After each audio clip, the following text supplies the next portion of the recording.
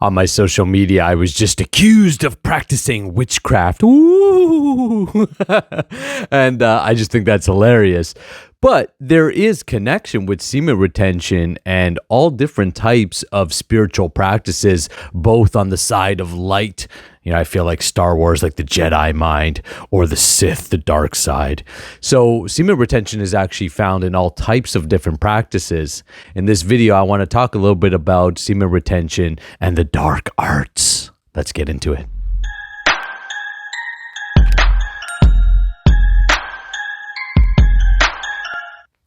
Hi, my name is Nakula Das, and I help men master their S3X energy so you can become a powerhouse and unleash your masculine ability, your leadership, your God-given gifts and talents into this world. Go to the link in the description below and take the free transmutation guide. That is a free guide, a free program I put together so you can get started on your journey to transmutation. So let's talk about semen retention and the dark arts and the occult and witchcraft. So first of all, what a lot of people call the occult is nothing more than very simple principles and practices. This usually comes from the fundamental Christians who are like, Jesus is the only way. And you know what? That's cool. Everybody has their right to worship as they choose. I truly believe that. And everybody gets to have their own relationship with God. In fact, every single person has an inherent right. There's no medium between you and God, and there's nobody that can either stop you from having a relationship with God if you want or not. You can choose how you wish to worship. But here's the thing.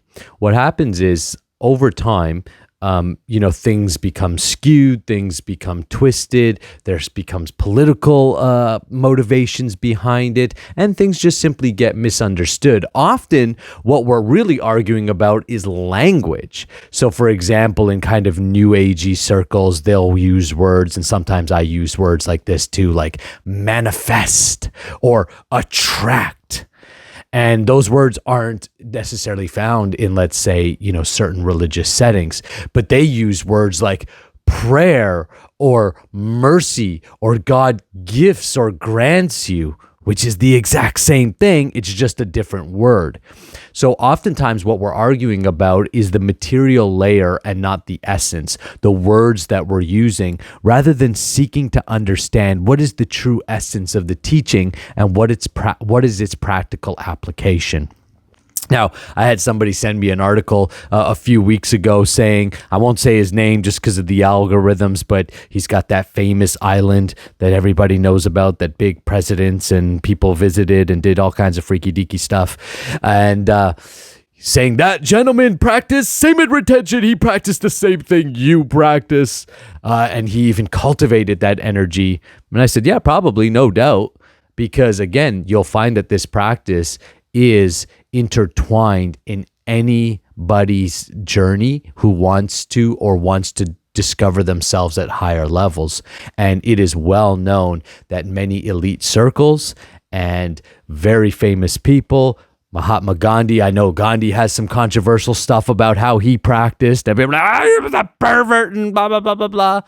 And of course, people are quick to judge, even though they never met the guy, knew the guy, but they heard from a book and somebody told them that this was it. So people are judging people all the time based upon what they think or what they know without really truly knowing. Knowing means you've experienced it yourself. You have direct experience. We have to be able to distinguish the difference between realization and belief. Most of us operate at the level of belief. I believe X, Y, Z. But have you realized X, Y, Z? So semen retention is used by both, we'll call it the dark side of the force of the universe, and also the light side of the force of the universe. The reason why is because semen retention in itself is a way to enhance your personal power. It is a way to grow your energy. Now, how you use your energy is still ultimately up to you. So semen retention itself is neither good nor bad, just like money. Money is neither good nor bad. Some people are like, money is bad. No, that's not even the teaching from the Bible. It says the love of money is the root of all evil, not money itself. The love of anything other than God is the true meaning of idol worship. It's when you put anything above God. Money, S3X, fame, power, anything like this. So don't mistake semen retention to being anything more than it is. It is a practice of self-mastery and discipline. Now, some people also say, you can't, it's all of this stuff you're talking about, it's all occult. And again, it's normally just the fundamental Christians. I don't really run into another group that is like this, but it's like, Jesus is the only way. It's like, well, yes and no. I agree that there is only one way to God, and that's through devotion. Jesus was a living example of someone who lived a completely devoted life. But there are many other people in history from different cultures who also lived this life. And Jesus' story isn't unique to him.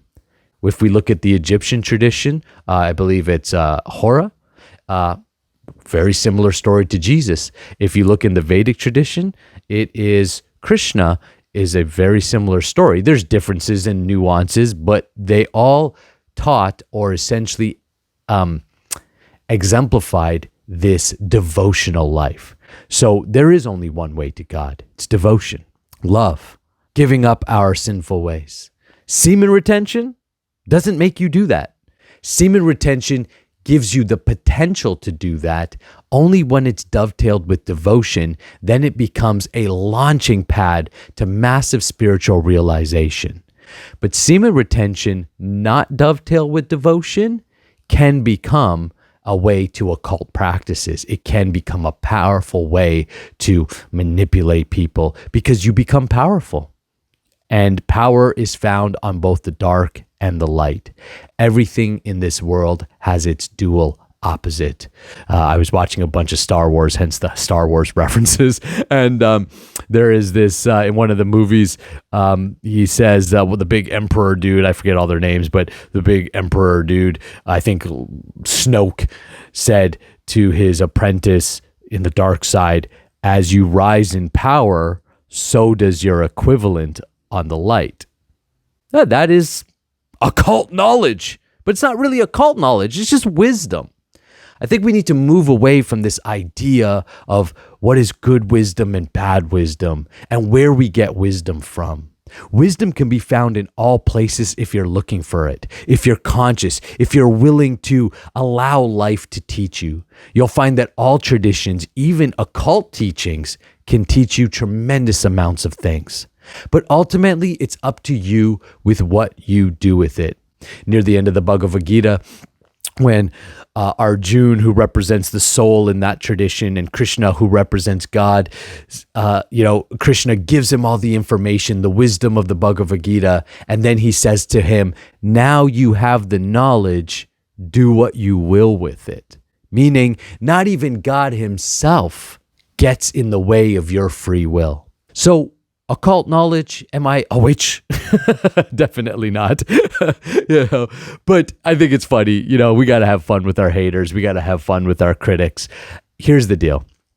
Semen retention, yes, can be used and has been used in history by occultists and by those who practice dark magic and those who engage in very evil acts. They are on the dark side of the force.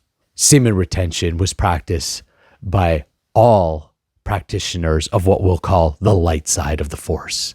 Those who represented God on earth, those who served God, prophets of God, and those who ultimately reached God realization or higher levels within themselves. Semen retention is practiced by athletes to reach peak performance.